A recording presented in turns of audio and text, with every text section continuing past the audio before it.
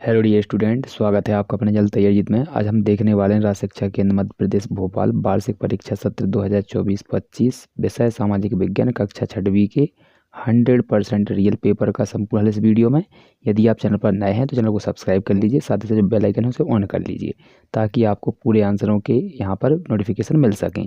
पूर्णांक 60 नंबर का समय अवधि आपको 2.5 घंटे की मिलने वाली है। तो ये वीडियो शुरू करते हैं। सबसे पहले ऑब्जेक्टिव क्वेश्चनों को देख लेते हैं। इनको अच्छे से नोट डाउन करके याद कर लीजिएगा क्योंकि आपके यही पेपर में आने वाले हैं।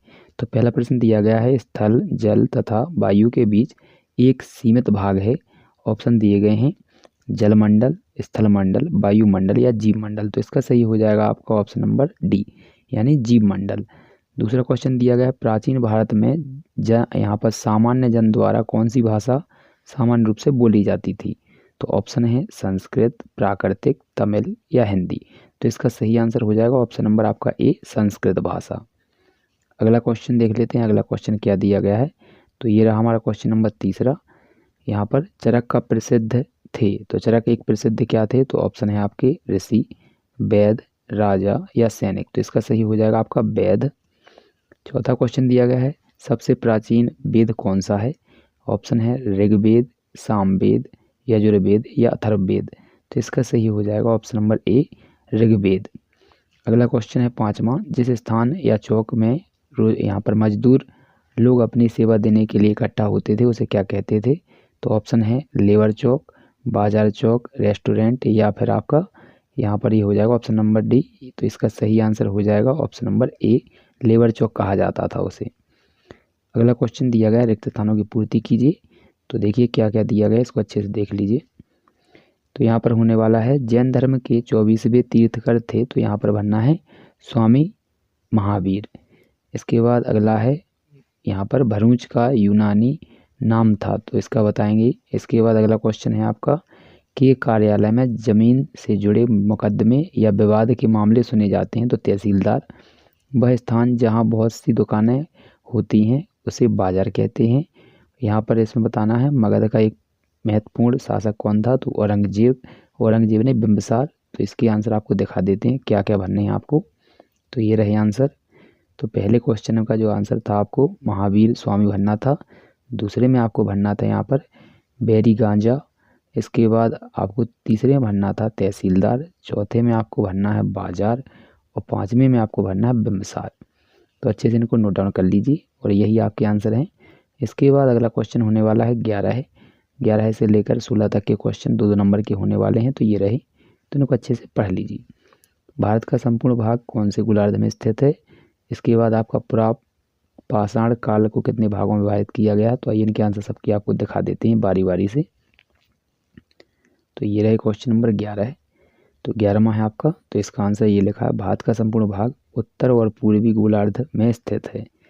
इसके बाद और हटा सकते हैं आप, उत्तरी पूर्वी यहाँ पर गोलार्ध में स्थित है, इतना भी लिख सकते हैं। पुरापाषाण युग कितने यहाँ पर कालों को कितने भागों में बांटा गया है। तो इसका आंसर लिखा है 3 भागों में बांटा गया है। आप चाहें तो नाम भी लिख सकते हैं, पूर्व, मध्य और उत्तर, वो सब में पाषाण काल लगाना है आपको। इसके बाद अगला क्वेश्चन है तीसरा, यहाँ पर अभिज्ञान शकुंतलम में किसकी कहानी का वर्णन मिलता है। तो इसका आंसर हो जाएगा, तो इसमें लिखेंगे राजा दुष्यंत और शकुंतला की प्रेम कहानी का। तो ये आपका आंसर हो जाएगा। तो कौन के स्थान पर आपको यहाँ पर राजा से स्टार्ट करनी है यहाँ पर। तो कौन के स्थान पर राजा दुष्यंत और शकुंतला लिखना है बस, और इसके बाद तो आपका पूरा क्वेश्चन सही आंसर हो जाएगा। अगला क्वेश्चन देख लेते हैं 14। तो ये लिखा गया है 14वां क्वेश्चन आपका, पूर्वाग्रह से क्या आशय है। तो इसका आंसर ये रहा आपका। तो इसको लिख लीजिएगा, हम जब किसी के बारे में पहले से कोई राय बनाकर उसे अपने दिमाग में बैठा लेते हैं तो वह यह राय पूर्व आग्रह कहलाती है। अगला क्वेश्चन है, सूरत में भयंकर प्लेग कब फैला था। तो इसका आंसर लिखेंगे 1994 में। कब फैला था, 1994 में। अगला क्वेश्चन देखेंगे, तो ग्रामीण क्षेत्र में आजीविका के साधन क्या क्या हैं। तो इसका आप आंसर लिखेंगे यहाँ से, बागवानी, मिट्टी के बर्तन बनाना, लोहे के औजार बनाना, बांस की टोकरियाँ बनाना, जूट की रस्सी बनाना आदि बहुत सारे कार्य हैं। इसके बाद अगला क्वेश्चन देखते हैं, 16वां क्वेश्चन हमारा ये हो चुका है यहाँ पर। तो ये 16वां क्वेश्चन था। इसके बाद हम अगला क्वेश्चन देखते हैं क्या दिया गया है। तो ये रहे हमारे अगले क्वेश्चन। ये 17वां क्वेश्चन है, 18 है, 19, 20, 21 और 22। तो ये आप देख लीजिए। तो आइए इनके आंसर दिखा देते हैं। यदि आपको वीडियो पसंद आता है तो वीडियो को लाइक ज़रूर करें। इसके बाद यहाँ पर देखिए 17वां क्वेश्चन दिया गया है, तो इसको पढ़ लीजिए। पृथ्वी पर जीवन को प्रभावित करने वाले कारक कौन कौन से हैं। तो इसका आंसर लिखेंगे आप।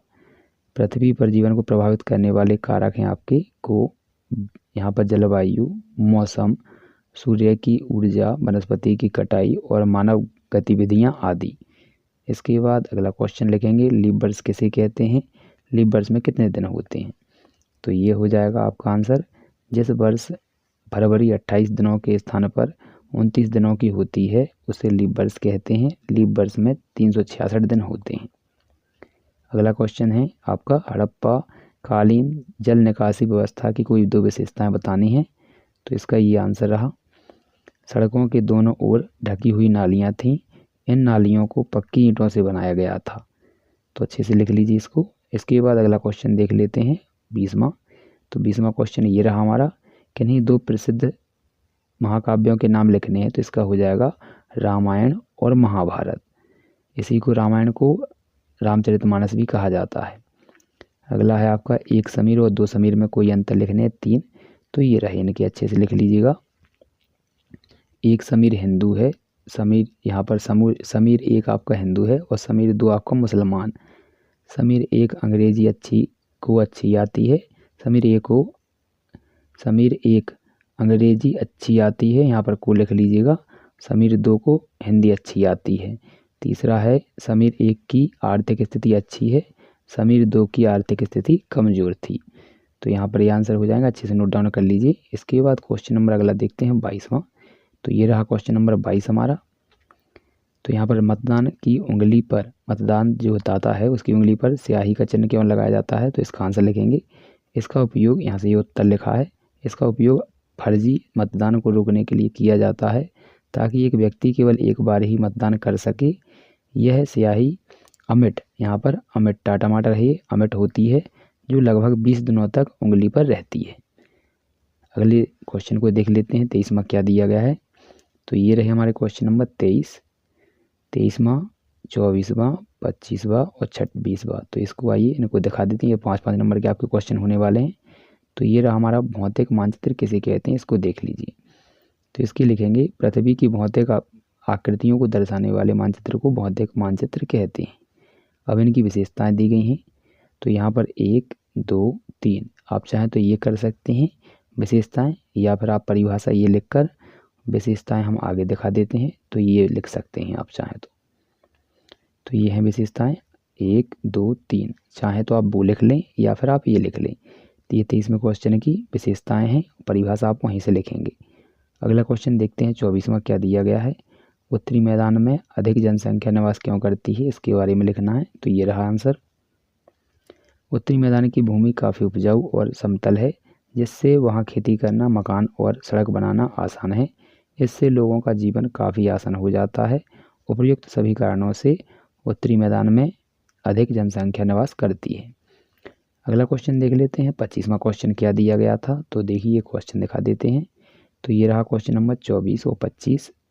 तो ये 25वां है, मौर्य साम्राज्य के प्रशासन की प्रमुख विशेषताएं, और ये 26वां है, ग्राम पंचायत के कार्य क्या हैं। तो आइए इनके आंसर लिखवा देते हैं, आपको अच्छे से याद कर लीजिएगा। ये 25वां क्वेश्चन है आपका। तो इसको पहला, दूसरा, तीसरा, चौथा और 5वां पॉइंट आपको डालकर याद कर लेना है। इसके बाद ये अगला क्वेश्चन है आपका 25वां। तो इसको भी आप अच्छे से याद कर लीजिएगा। आशा करते हैं आपको वीडियो, यहाँ पर जो क्वेश्चन के आंसर हैं एक ही में आपको कंप्लीट हो चुके होंगे। यदि वीडियो पसंद आता है तो वीडियो को लाइक जरूर कर दीजिएगा। साथ ही साथ जो बेल आइकन है उसे ऑन कर लीजिए ताकि आपको अगला पेपर सभी समय पर मिल सके। तो मिलते हैं अगले वीडियो में।